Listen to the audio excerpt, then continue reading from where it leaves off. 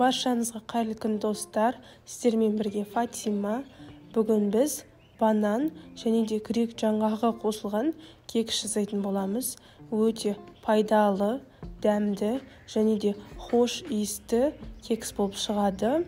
Бұл кекс өте жұмсақ болып шықты, дәмді және де банан қосылған соң біздің кексіміз сәл қараяды.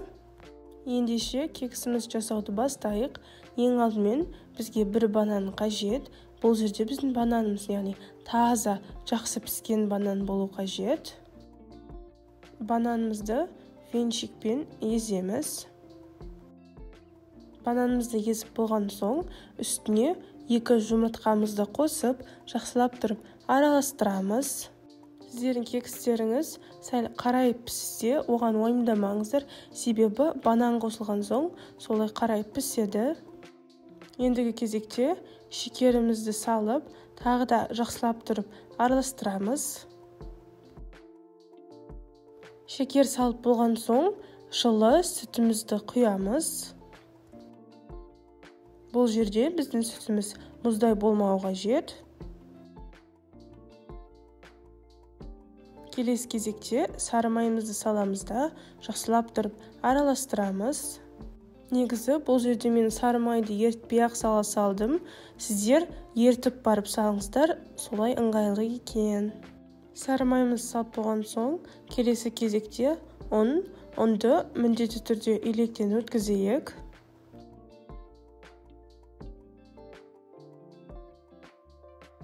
Егер сіздердің қамырларыңыз сұйық болған жағдайда, үстіне тағы ұн қосыңыздар.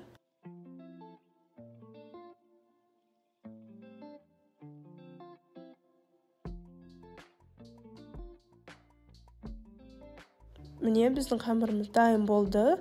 Қоймалжың қатты сұйық емес, қатты қою емес қамыр болып шықты. Сосын грек жаңғағын қосамыз. Бұл жерде байқап тұрсаңыздар, грек жаңғағын мен бөлдім. Осылай майда-майда қылып бөліп барып қосуымыз қажет. Грек жаңғағын қосып, сосын жақсылап тұрып араластырамыз.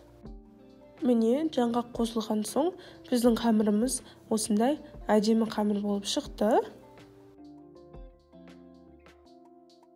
Ендігі кезекте кекс пісіретін формамызға пергамент қағазын төсейміз. Бұндай ыдысты сіздер кондитерлік дүкенінен сатып ала аласыздар. Пергамент қағазын төсеп, қамырымызды құямыз ыдысымызға.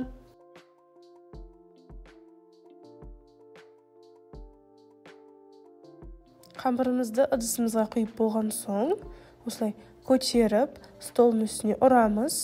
Бұны, яғни тегістеу мақсатында істеп жатырмыз. Сосын 180 градуста қызып тұрған пеште 35 және 45 минуттай пісіріп аламыз. Яғни біздің бұл жерде кексіміз қызарғанша пісуі қажет. Міне біздің банан қосылған кексіміз пісіп шықты. Дәмді, жұмсақ, хош иісті болып шықты. Енді сіздерге ортасын кесіп көрсетейін. Осындай банан қосылған кексті сіздер үйдегі бар ингредиенттермен жасай аласыздар. Осы кексті сіздер туған күнге жасап берсеңіздер болады. Отбасыларыңызға, достарыңызға осылай пісіріп берсеңіздер болады. Өте қатты қуанып қалады. Сондықтан да міндетті түрде жасаңыздар. Сіздермен болған Фатима. Менің каналыма тіркеліп, лайк басып, комментарий жазып кетіңіздер.